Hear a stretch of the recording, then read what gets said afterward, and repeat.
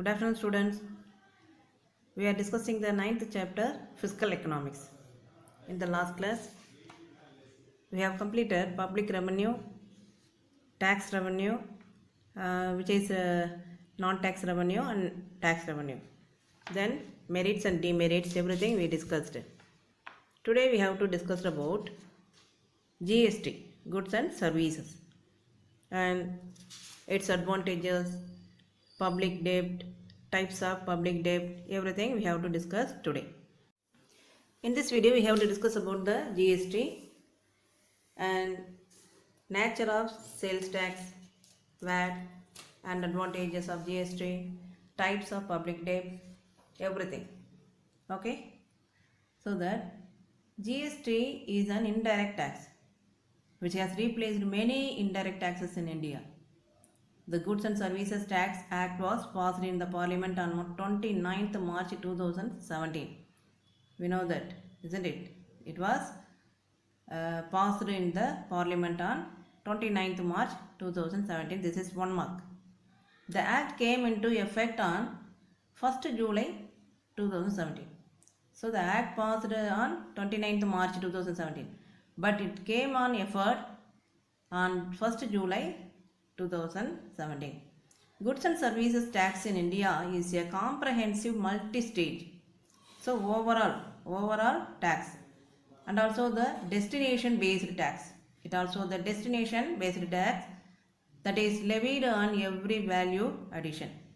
So value addition with every goods and services. Okay, this is GST. In simple word, we can say in simple word, GST is an indirect tax levied on supply of goods and services. So overall we can say it is levied on indirect tax which is supplied of goods and services.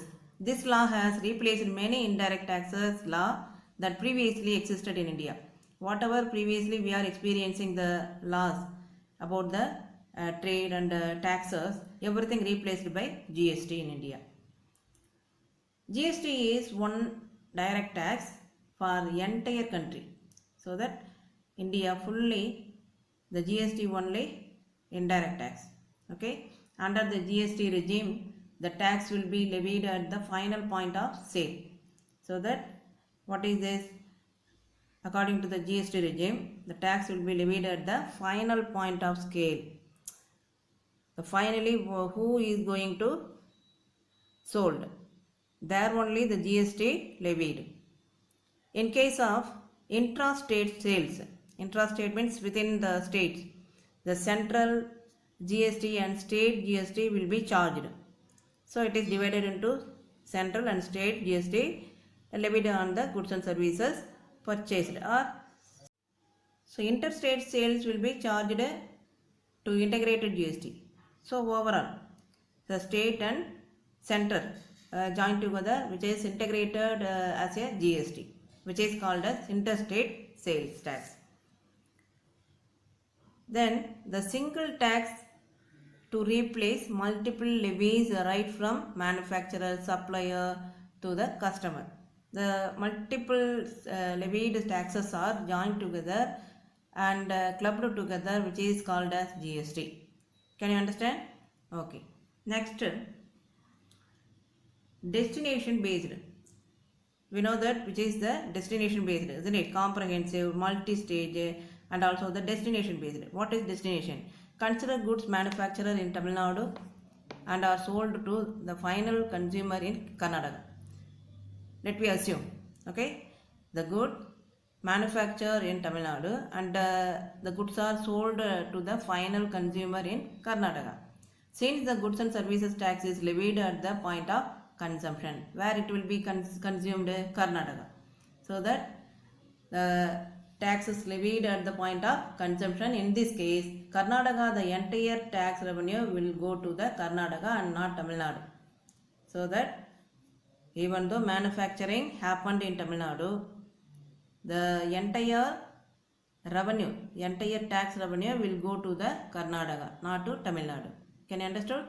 Okay, this is destination based. Components of GST.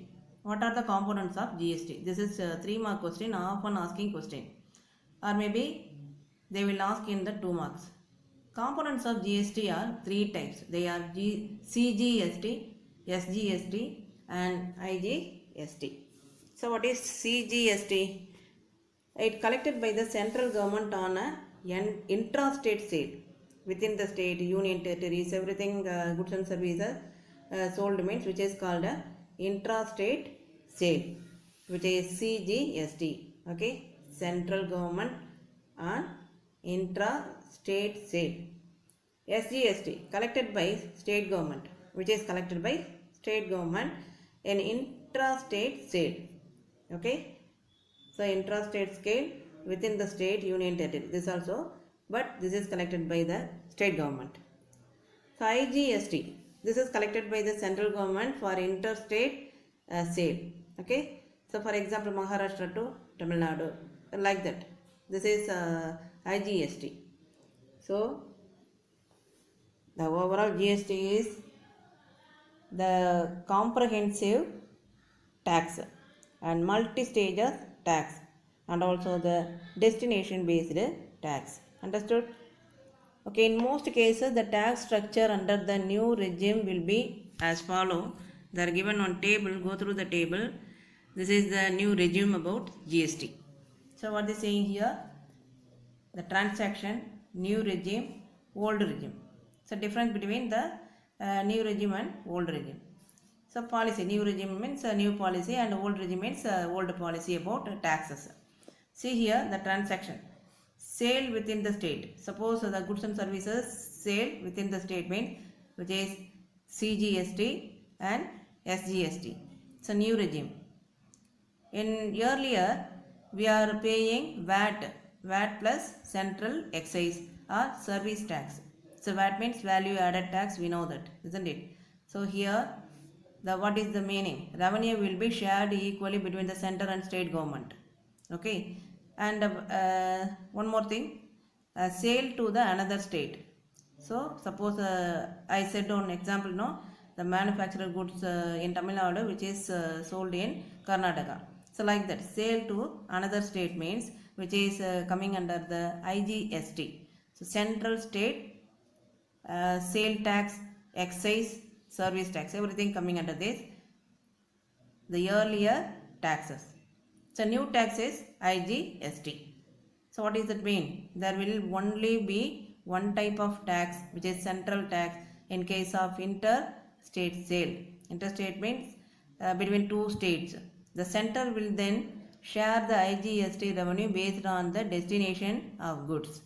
Okay, the overall entire tax will be going to the another state. So this is doing by central government. Okay, this is the difference between new policy and old regime. Okay, what is the nature of VAT and GST? Nature of sales tax, VAT and GST. So sales tax was multi-point tax with a cascading effect. So that multiple point tax, sales tax. VAT, value added tax, was multi-point tax without cascading effect. Okay, this is without cascading effect. And GST is one point tax without cascading effect. So both are joined together, sales tax and VAT everything collected and clubbed together. The new regime policy were made by the government, which is GST, isn't it? So that GST is one point tax without cascading effect. What are the advantages? Advantages of GST means, GST will mainly remove the cascading effect on the sale of goods and services. Cascading effect means the difficulties. So from the retailer, manufacturer, supplier, so all the stages they were paid taxes, no? So not like that. Now GST is implemented. So which is cascading effect. Okay. So that removal of cascading effect will directly impact the cost of goods.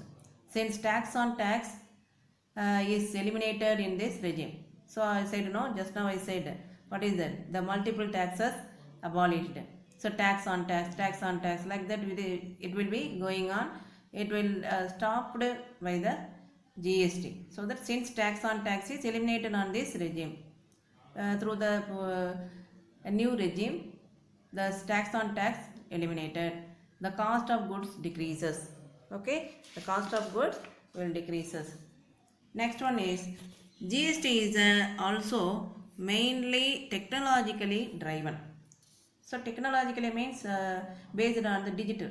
All activities like registration, return filling, application for refund and response to notice need to be done online on the GST portal. So all those things, all the activities of the trade will be taken by the online. So this will speed up the progress and process. So these are the advantages of GST. Understood? So two points given here about GST advantages. Mind it, this is maybe asked in our 3 marks. And the next topic is public debt. In the 18th and 19th century, the role of the state was minimum. Okay, the role of the state was minimum. But since 20th century, there has been enormous increase in the responsibility of the state. Okay, and not like 19th or 18th century, the 20th century has been increased the responsibility of the state, so that they concern about the welfare of the state. Hence, the state has to supplement the traditional revenue sources with borrowing from individuals and institutions within the outside and inside of the country. The amount of borrowing is huge in the underdeveloped countries to finance development activities for facing their financial developmental of their country. The huge amount they borrowing where in the UDC countries. UDC means underdeveloped countries and all. The debt burden is a big problem and most of the countries are in debt trap. So most of the UDC countries captured by the trap. What trapped? So the debt trap. Okay, like net. So the debt is very crucial in the UDC countries. The definition about the debt. According to Philip E. Taylor, the debt is the form of promises by the treasury to pay to the holders of these promises a principal sum and in most instances interest on the principal. So borrowing is restored to in order to provide funds for financing a current deficit. Okay, so why do they borrowing? For providing the fund, the difficulties happening in the UDC countries. For facing the difficulties, for satisfying their wants, they borrowing amount, they borrowing loans. Okay, so that the debt will be there. So for facing their current deficit, they borrowing. According to Philip E. Taylor, this is definition they may ask. The receipt from the sale of financial instruments by the government to individual or firm in the private sector to induce the private sector to release manpower and real resources and to finance the purchase of these resources or to make welfare payment or subsidies. This is said by whom? Carl S. Schwab. Carl S. Schwab. He said about debt. What is that? What about his idea? The receipt from the sale of financial instrument by the government to individual or firm in the private sector to induce. They want to induce the private sector. That's why they borrowing. Okay, they giving providing loans to them and providing financial assistance to them, so that they want to repay the finance. That's why they purchase of these resources are to make welfare payment or subsidies. So government only concentrate all those things. Okay, whatever the subsidies given by the government, they concern about the private sector and inducing them to invest the country. Okay, types of public debt. What are the types? Okay, public debt, you know that public debt means the government purchasing instruments. Okay, government purchasing instrument to providing welfare state to the public, so that they borrowing loans or borrowing money from other country, outside countries also. So what are the types of public debt? Public debt and external public debt. These are the types. Okay, first one is internal public debt. An internal public debt is a loan taken by the government from the citizen or from different institutions within the country. So this is internally borrowing by the government. So that internally means from whom? The citizen. How can citizen help to them? The citizens and all making their savings, savings in the banks. From the banks, the securities, bills, bonds, the government can getting revenue. So they saying internal public debt is a loan taken by the government from the citizen or from different institution like any financial institution within our country. And internal public debt only involves the transfer of wealth. Okay, so it can only increasing the transfer of wealth. The main sources of internal public debt as follow here. Individuals who purchase government bonds and securities, as I said, so individual can purchase government securities bonds. Through the revenue, the government may providing all those things. Banks, both private and public banks, buy bond from the government. They can buy bonds, securities, everything from the government. Non-financial institution like UTA, LIC, GIC, etc. They also can give money to the government. So also buy the government bonds. Okay. So central bank can lend the government in the form of money supply. So the central bank can also issue money to meet the expenditure of the government. Central government also can help to the state government. External public debt. What are the external public debt? When a loan is taken from abroad or from an international organization, so IMF, it is called external public debt. Okay, a country can borrow from IMF, isn't it? International organizations. So that the main sources of external public debt are IMF, as I said, IMF, World Bank, IDA and ADB, etc. Loan from other countries and the governments. So other countries also providing loan to the UDC countries. These are coming under external public debt. Then the causes for the increase in the public debt. What are the causes? The public debt will increasing. The causes for enormous growth of public debt may be studied under the following subheadings. What are they? War and preparation of war. If a country preparing for war, the waging war has become one of the important cause for increase the debt by the government. They want to purchase all the weapons and materials and they want to maintaining the war force, isn't it? So armies, everything, so that they need money, so they borrow. The modern times, the preparation for war and nuclear defense programs take away the major shares of the government revenue and so incurs debt. So that most of the revenue of the government going to invest in the protection force. Okay, it may be army and missile, everything. Okay, the protecting agencies. What are the agencies the government maintaining? So that most of the revenue invested on them. So it incurred debt, which is suppose the preparation of war, it may be happen. And social obligations. Modern states are considered to be welfare state. We know that, isn't it? They should concentrate the welfare of the state. And they have to undertake many social obligations like public health, sanitation, education, insurance, transport and communication, etc. At the pandemic period also we are experiencing all those things, isn't it? The government tackling all the difficulties and they maintaining the welfare of the state. So that they want to give, provide the public health, sanitation, proper sanitation, proper education, insurance, transport and communication, etc.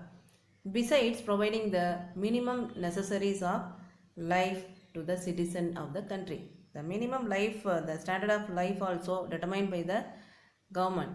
So that also in the hands of the government. To finance this, the state has to incur a heavy public debt.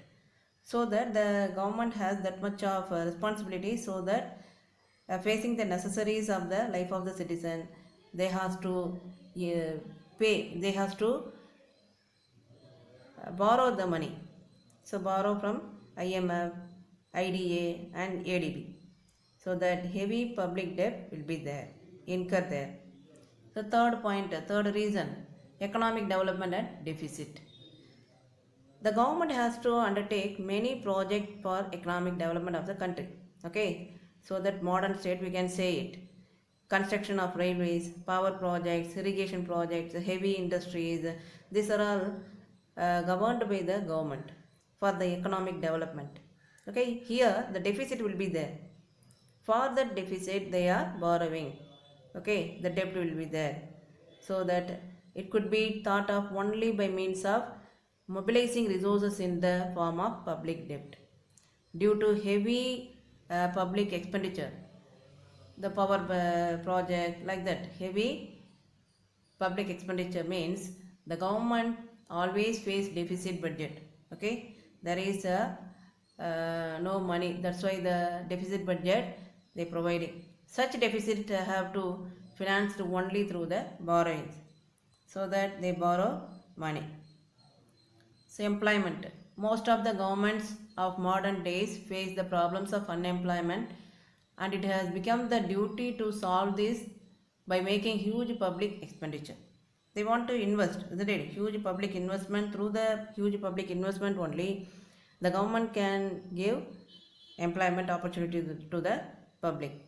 To solve the unemployment problem and to fight recession, you know, the trade cycle recession, no, the government has to make huge expenditure.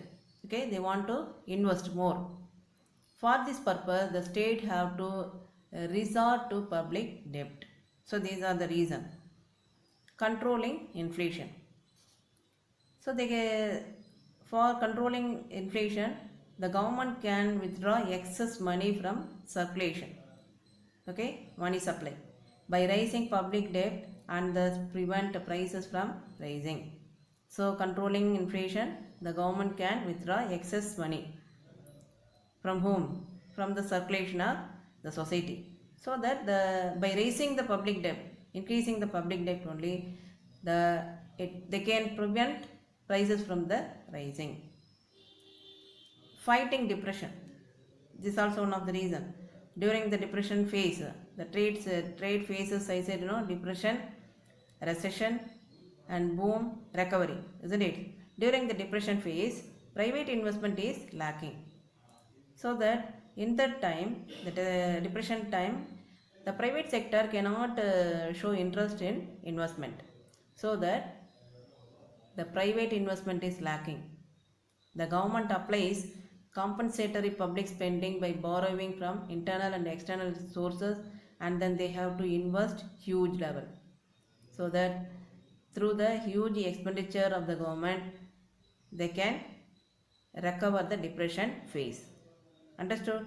These are the reason for what? Increasing public debt. Students, go through the video carefully. Today we discussed about GST and advantages of GST, nature of sales tax and VAT, GST, everything, and also the causes of public debt. Okay, public debt, everything we discussed. So today you have to write about weekly test, isn't it? Prepare well for the weekly test and write properly. Use